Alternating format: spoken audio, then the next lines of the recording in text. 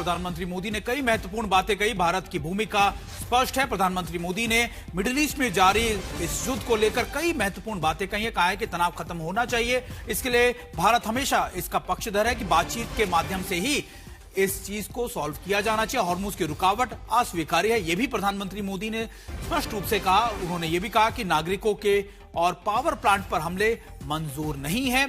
इसके अलावा उन्होंने ये भी कहा कि हमें तैयार रहने की जरूरत है। बातचीत से ही समस्या का समाधान होना चाहिए। प्रधानमंत्री मोदी ने इस पूरे भाषण में या इन बातों के अंदर कई महत्वपूर्ण चीजों के ऊपर जोर दिया और भारत की भूमिका को भी इस पूरे मसले पर स्पष्ट किया।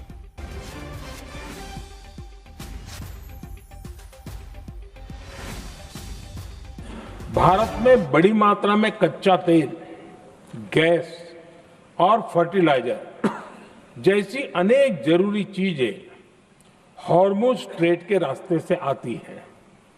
युद्ध के बाद से ही हॉर्मुज स्ट्रेट में जहाजों का आना जाना बहुत चुनौतीपूर्ण हो गया है।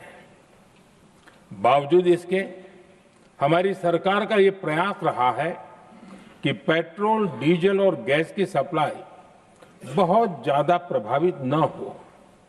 देश के सामान्य परिवारों को परेशानी भी कम से कम हो, इस पर हमारा फोकस रहा है। हम सभी जानते हैं, देश अपनी जरूरत की 60% एलपीजी आयात करता है। इसकी सप्लाई में अनिश्चितता के कारण सरकार ने एलपीजी के डोमेस्टिक उपयोग को प्राथमिकता दी है। साथ ही एलपीजी के देश में ही उत्पादन को भी बढ़ाया जा रहा है। पेट्रोल, डीजल की सप्लाई पूरे देश में सुचारू रूप से होती रहे, इस पर भी लगातार काम किया गया है।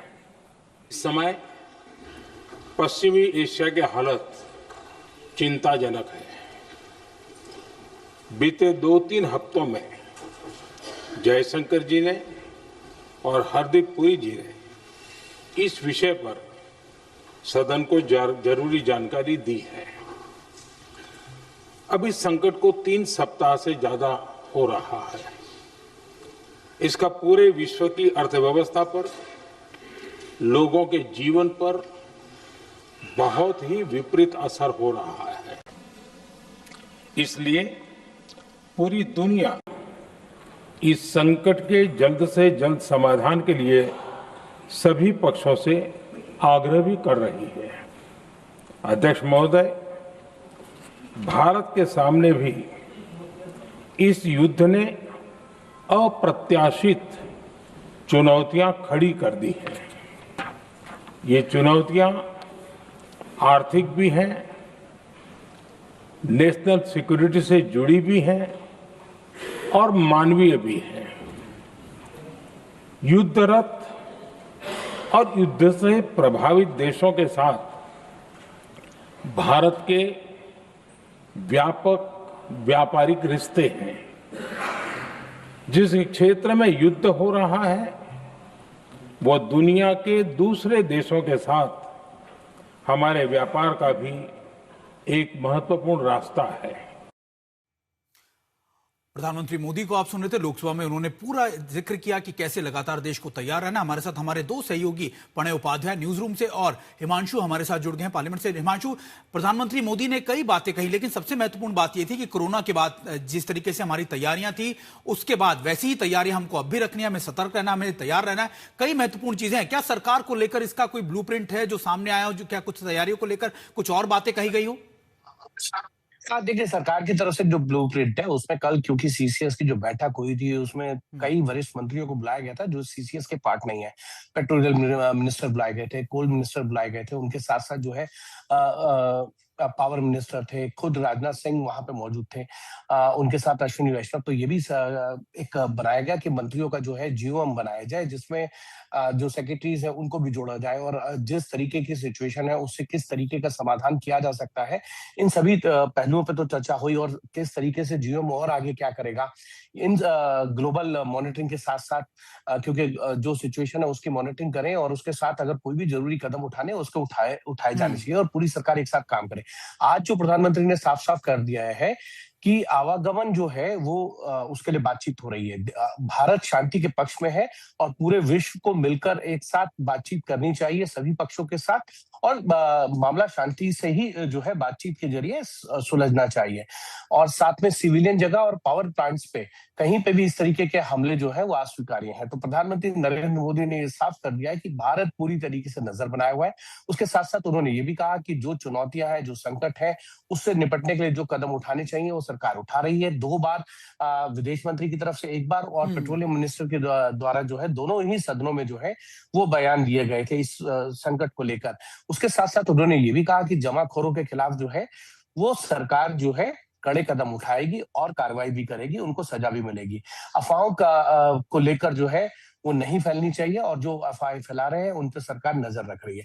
तो एक तरीके से तनाव और संघर्ष को खत्म करने का जो प्रयास है वो सभी पक्षों की तरफ से होना चाहिए, ना सिर्फ जो लोग इस युद्ध में शामिल हैं। पूरे विश्व को एक साथ आकर बातचीत करनी चाहिए और इस पर संघर्ष विराम जो है वो जल्द से जल्द। बिल्कुल हिमांशु, आप बने रहिए हमारे साथ पढ़े उपाध्याय भी पढ़े, आपका भी रुख करूंगा, लेकिन डिप्लोमेसी को लेकर भी कैसे भारत अपने कूटनीति के साथ इस मसले को सुलझाने की बात कर रहा है, ये भी आपको सुनाते हैं। जहां ये प्रयास डिप्लोमेसी की बात है, भारत की भूमिका स्पष्ट है। शुरुआत से ही हमने इस संघर्ष को लेकर अपनी गहरी चिंता व्यक्त की है। मैंने स्वयं भी पश्चिम एशिया की सभी संबंधित नेताओं से बातचीत की है।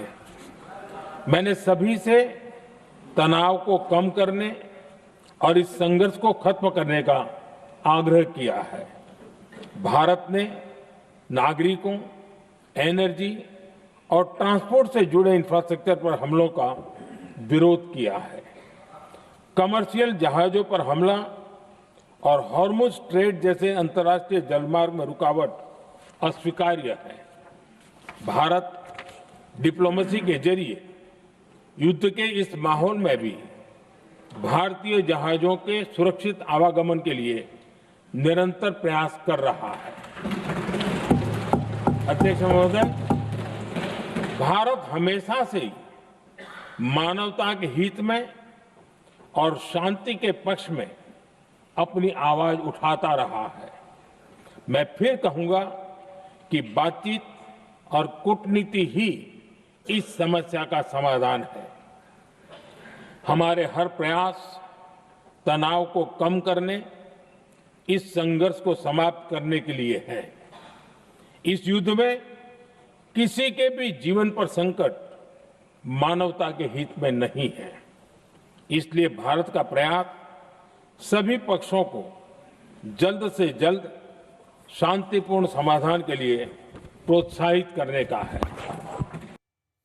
यानी शांति से ही समझौता और ये युद्ध खत्म हो सकता है। हमारे साथ पढ़े उपाध्याय पढ़े। देखिए, इसी तरीके की बातें प्रधानमंत्री मोदी ने रूस और यूक्रेन को भी समझाई थी। उन्होंने ये भी कहा था कि देखिए शांति से ही चीजें हो सकती हैं, युद्ध का समय नहीं है। लेकिन अभी मौजूदा हालात में, क्योंकि देखिए ना सिर्फ ये तेल और ऑयल की बात है, बल्कि 90 लाख से ज्यादा भारतीय मिडिल ईस्ट के तमाम अलग अलग देशों में रहते हैं, उनकी सिक्योरिटी या फिर उनके लिए भी बहुत ज्यादा इंपॉर्टेंट है। अभी सरकार की तरफ से ऑयल और गैस की कीमतों को या फिर उनके आप कह सकते हैं कि उनकी क्वांटिटी को लेकर क्या कुछ कदम उठाए जा रहे हैं, कुछ ऑल्टरनेटिव भी तलाशे जा रहे हैं?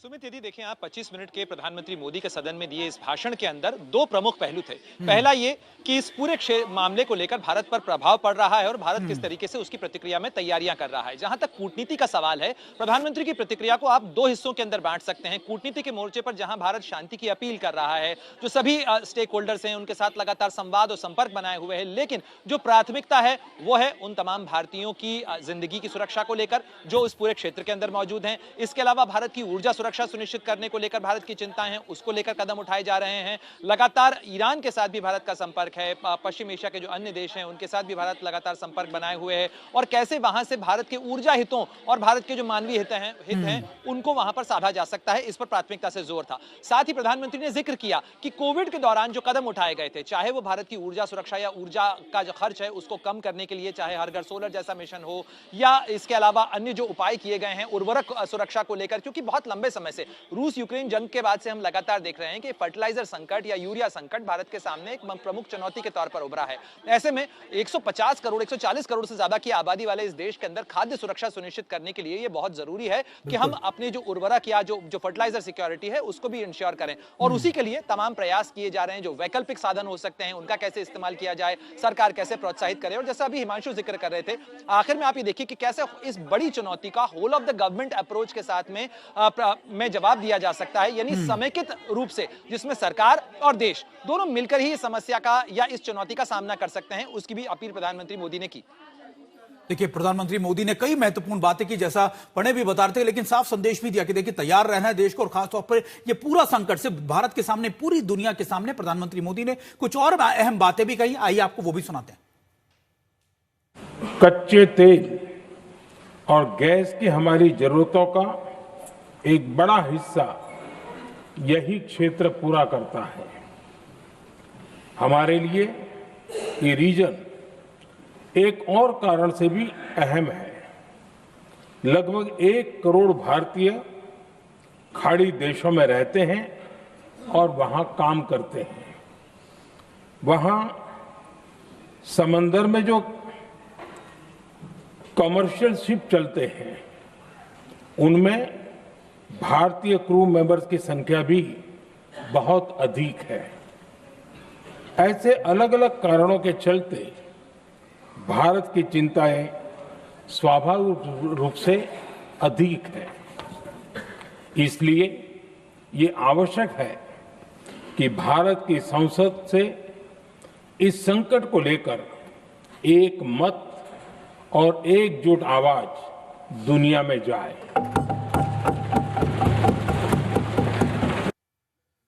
प्रधानमंत्री मोदी ने कहा कि एक मत आवाज जाए, और हमारे साथ हिमांशु भी हमारे साथ जुड़ गए। हिमांशु, देखिए, इसको लेकर विपक्ष की तरफ से क्या प्रतिक्रियाएं आ रही हैं? क्या विपक्ष की तरफ से इस पूरे संकट को लेकर कुछ कहा गया है? देखिए, विपक्ष की तरफ से अभी तक कोई भी क्योंकि प्रधानमंत्री का जब वक्तव्य हुआ तो उसके बाद जो है लोकसभा में फाइनेंस बिल को जो है पासिंग एंड कंसिडरेशन के लिए लाया गया है, और सुमित अभी तक विपक्ष की तरफ से कुछ नहीं कहा गया, क्योंकि विपक्ष ये लगातार मांग कर रहा था कि दोनों ही सदनों में जो है वो पश्चिमी एशिया में जो हालात बने हुए हैं इसको लेकर चर्चा हो, और तब एस जयशंकर ने दोनों ही सदनों में बयान दिए थे।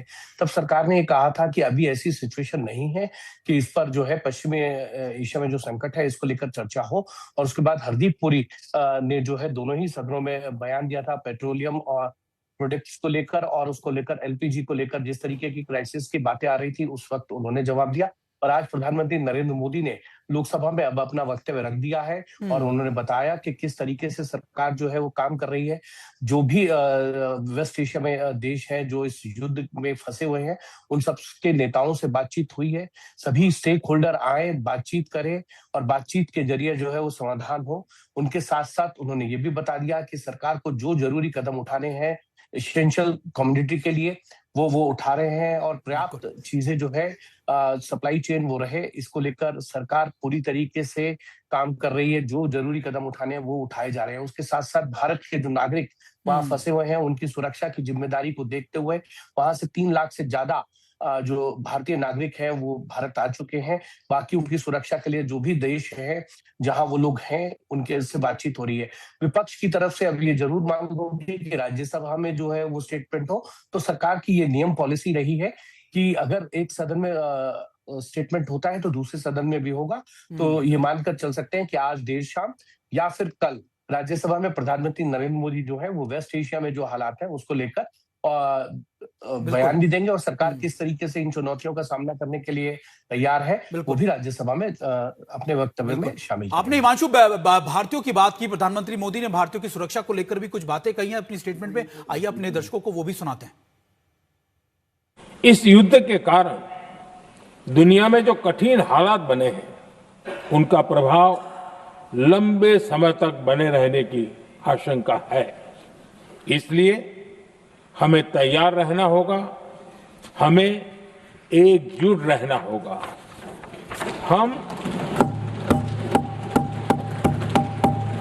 हम कोरोना के समय भी एकजुटता से ऐसी चुनौतियों का सामना कर चुके हैं। अब हमें फिर से उसी तरह तैयार रहने की आवश्यकता है। धीरज के साथ, संयम के साथ, शांत मन से हमें हर चुनौती का मुकाबला करना है और यही हमारी पहचान है, यही हमारी ताकत है। और हां, हमें बहुत सावधान और सतर्क भी रहना है। हालात का फायदा उठाने वाले झूठ फैलाने का प्रयास करेंगे, ऐसे लोगों की कोशिशों को सफल नहीं होने देना है। मैं देश की सभी राज्य सरकारों से भी इस सदन के माध्यम से आग्रह करूंगा, ऐसे समय में कालाबाजारी करने वाले, जमाखोरी करने वाले एक्टिव हो जाते हैं। इसके लिए कड़ी मॉनिटरिंग जरूरी है।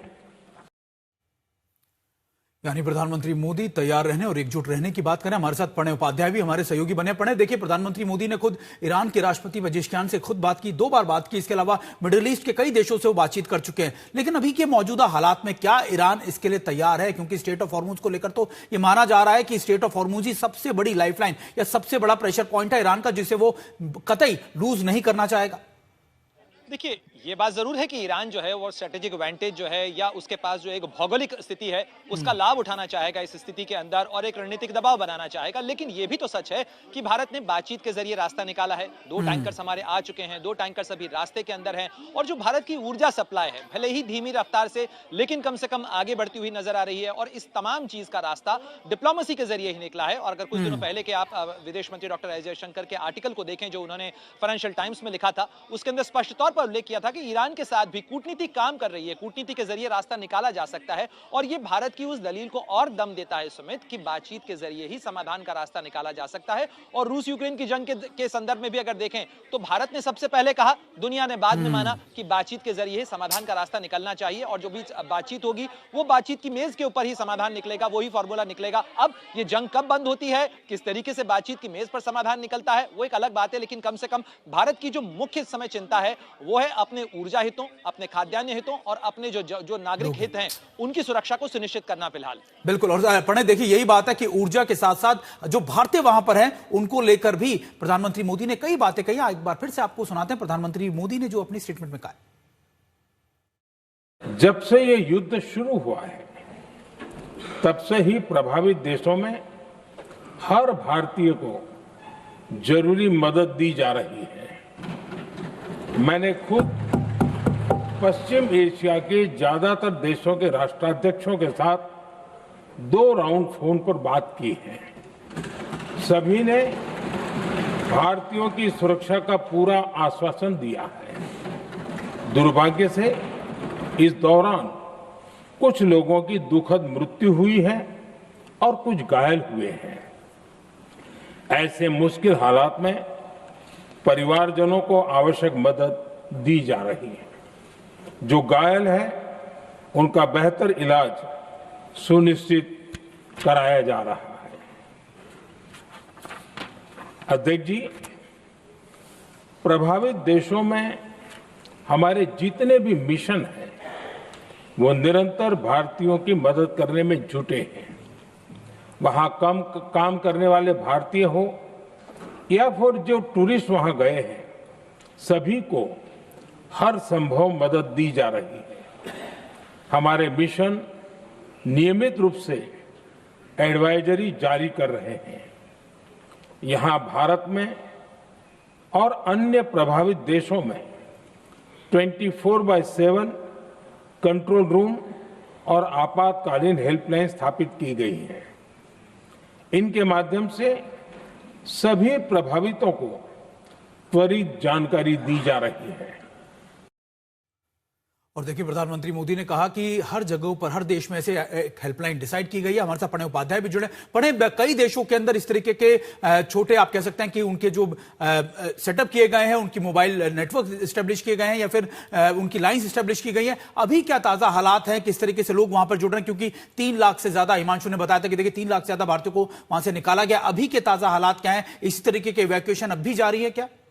देखिए, ये नीड बेसिस के ऊपर है, यानी जो व्यक्ति आग्रह करता है जिसके साथ किसी तरीके की इमरजेंसी है, चाहे ईरान हो, चाहे संयुक्त अरब अमीरात हो, चाहे इजराइल हो, चाहे कतर हो, बहरीन हो, कुवैत हो, इन तमाम देशों से जिन भारतीयों को निकलने का या उनके पास किसी तरीके का कोई संकट है, जो एम्बेसी को या वहां मिशन को अप्रोच कर रहे हैं, उनको वो सुविधा मुहैया करवाई जा रही है। साथ ही जो दूतावास हैं जितने भी इस पूरे क्षेत्र के अंदर, पश्चिम एशिया के अंदर, उनको एक्टिवेट किया गया है। विदेश मंत्रालय के अंदर एक 24/7 कंट्रोल रूम स्थापित किया गया है और साथ ही जितने भी भारतीय मौजूद हैं उन सबसे कहा गया है कि आप अपने जो पासपोर्ट्स हैं, अपने जो डिटेल्स हैं वो और अपनी लोकेशन का डिटेल जो है वो अपने दूतावास जो संबंधित मिशन है उसके साथ में शेयर करके रखें। तब अगर ऐसी कोई जरूरत होती है तो सोशल मीडिया के थ्रू भी उनको लगातार वो मदद मुहैया करवाई जा रही है। और साथ ही ईरान जहां पर लगातार बमबारी हो रही है वहां से भी लोगों को निकाला गया है। हालांकि अभी भी 7,000 के आसपास भारतीय ईरान के अंदर मौजूद हैं, लेकिन लगातार आप देखें कि प्रधानमंत्री मोदी ने मसूद पज़ेश्कियान जो कि ईरान के राष्ट्रपति हैं उनसे फोन संवाद के अंदर उनको इस बात के लिए धन्यवाद भी दिया कि भारतीयों की सुरक्षा जो है